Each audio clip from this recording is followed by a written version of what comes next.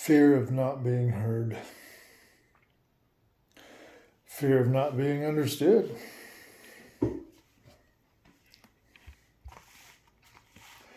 Fear of not being treated with dignity.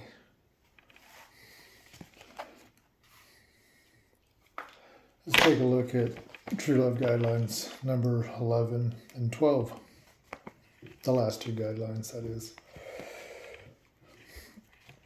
True Love Guideline number 11 knows how important it is for all involved to fully express themselves and say what they want without interruption or being interrupted. The expression of oneself is crucial for the health of any kind of relationship. However, it's often a struggle to fully express oneself. We all do from time to time, and we'll always need each other's help in this. When someone is interrupted when honestly expressing personal thoughts and feelings, it can lead to frustration and even disgust. Interrupting someone sends a message that their word is not valued. Feelings of not being honored as a fellow human being creates a barrier that can be very difficult to take down later on as time passes, if ever. One way to ensure all involved express themselves fully is to first and foremost clarify ground rules for communication before any real talk may include taking a full breath in and out before responding, my favorite, repeating what was thought to be said, using different wording, and getting a confirmation from the person speaking that you have in fact listened properly. However, an atmosphere where it feels safe and is safe for everyone to fully express themselves is not as common or as easy as we'd like to think. However, it is attainable with the right intentions, reasons, and people. It's important to note that sometimes the simple, easy, and doable little things can actually be the very big things, just as an entire tree has grown from a very small seed. Too many times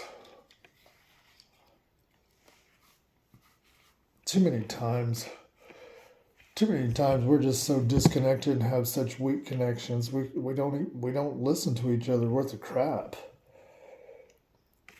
I mean, it's almost like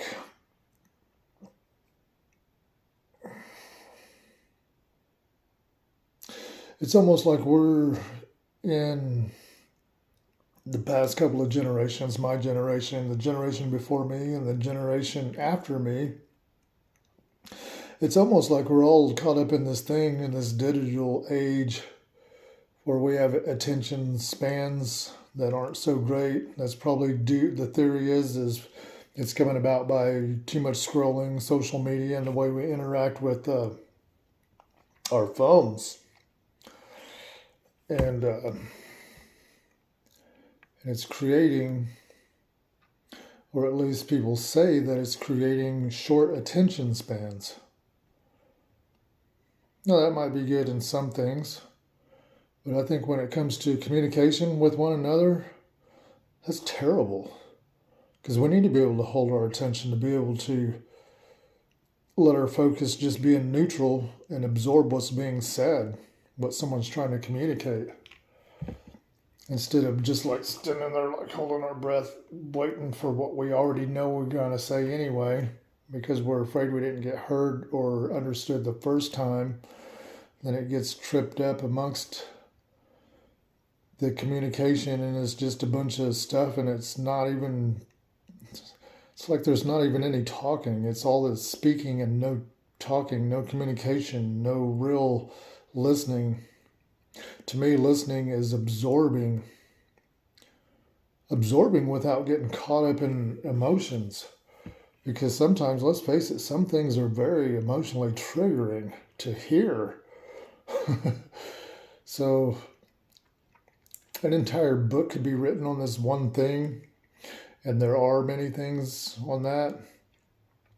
However, I think there are some simple little staples we can do to make life go so much easier, so much easier.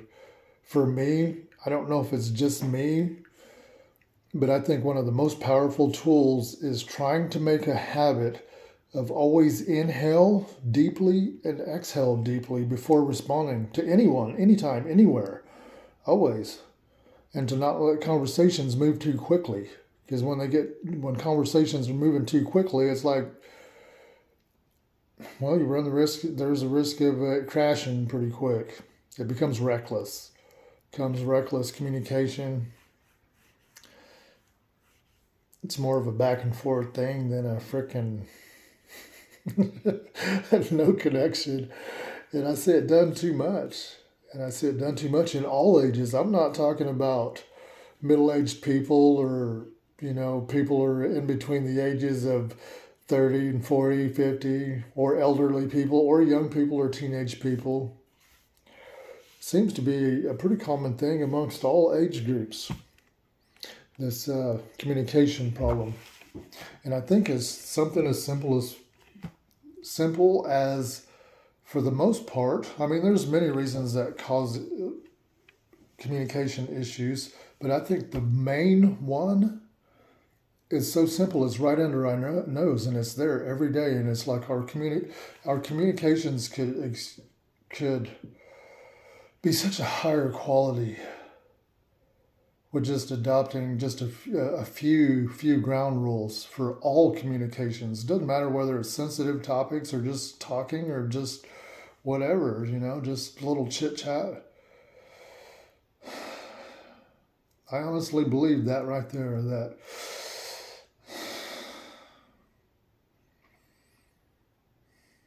that gives it a little time to absorb, gives it a little time to process, and respond. Takes it. Just that one little tool right there, I honestly believe it can change so much for the better, and making an acknowledgement, an approach, and a process of what was just said, or even done for that matter. Anyways, let's take a look at True Love Guideline number 12, the Big Kahuna. Understands that during sensitive and volatile times, it can be extremely important to make clear that you are there for them, not against them, and has a demeanor that shouts, all things considered.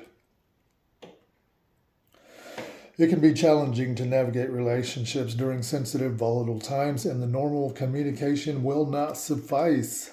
There must be another approach that is of a demeanor that shouts, all things considered, and it's still not a guarantee the person will or can be reached. However, when a person is overwhelmed by unclarified emotions and fears, if they cannot or will not listen and only want to sling blame and insults, then getting a sensible response is not likely possible for that day. Each person and situation is different, so deciding when and how much to try may vary greatly, and counsel is a must. Case in point, every one of us has been or will be the irrational one. No one is exempt. None of us are perfect, nor ever will be. It is important to note that there are situations where and when there has been a history of animosity. Any attempts to communicate may still be interpreted as malicious because of the history of too many or too great of harms have occurred.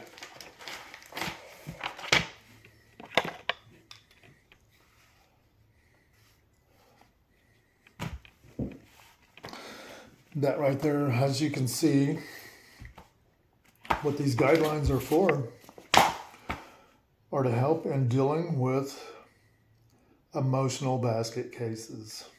People who are really, really messed up. And there's just not a lot of people out there trained in dealing with that kind of thing. And none of us can deal with that kind of thing alone. No one can, nor should try to. My God, we all need help in that, dealing with someone like that.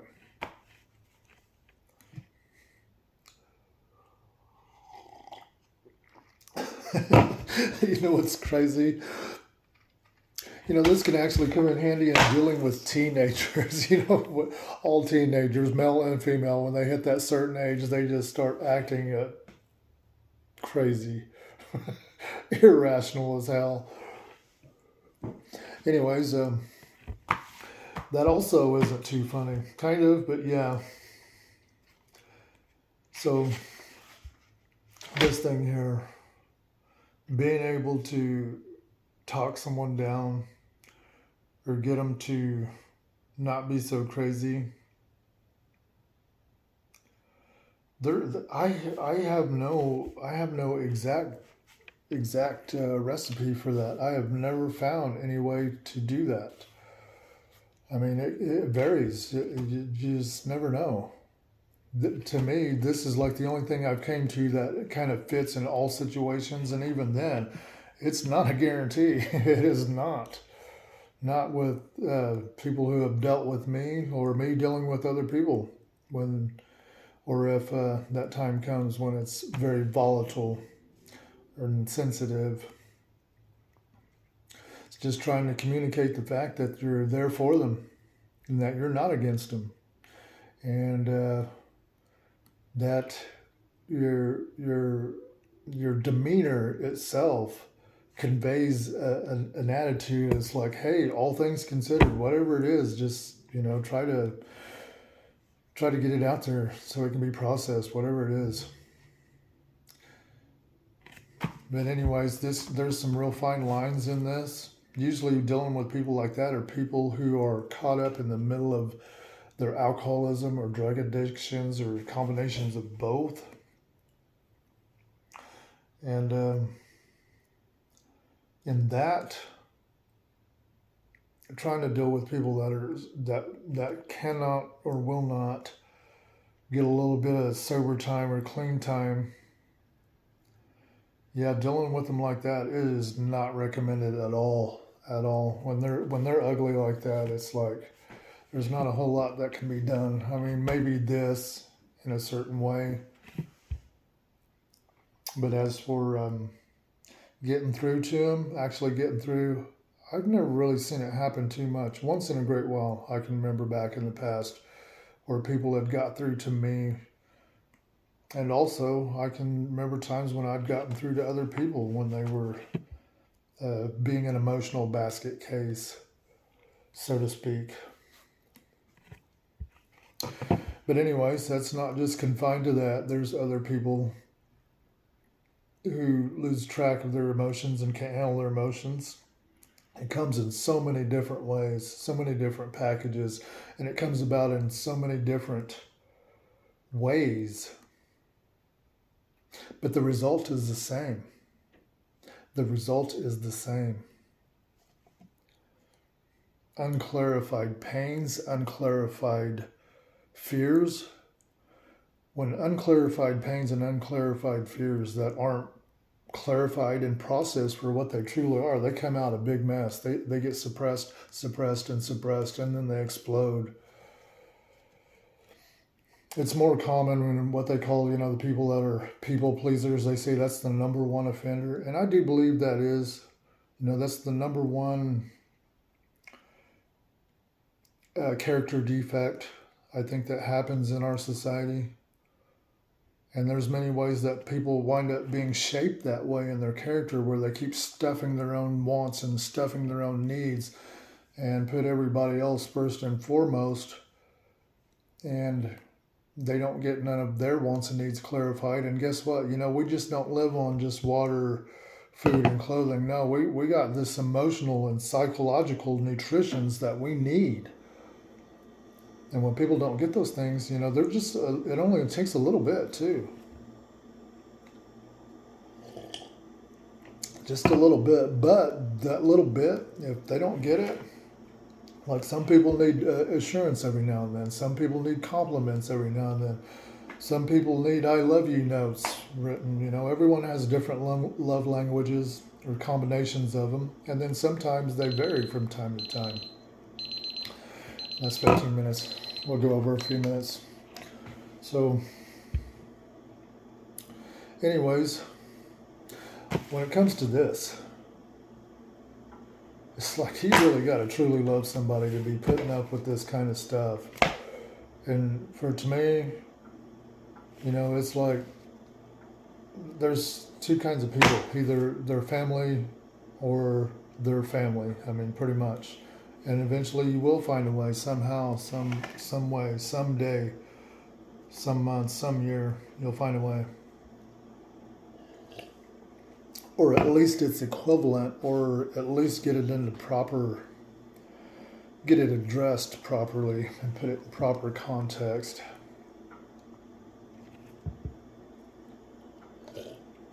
Because at the end of the day, I think in the human psyche, whether man, woman, I don't care whether black, white, Asian, whatever language or country you're from. I think our hearts and our minds are wired a certain way. And if we allow broken relationships to stay broken without figuring out what the hell happened, if we leave it as a senseless thing, or if it was something that was pointless, I don't think the universe has anything that was senseless and pointless. And if we allow that seed to grow, it creates a contamination in our mind in a very subtle way. And then it just leaves this weird door that's open to have other toxic relationships like that. So anyways, having said that, it's Christmas Eve 2024 for all of you who do Christmas. Happy Christmas Eve. And have a good one, and see you in the funny papers.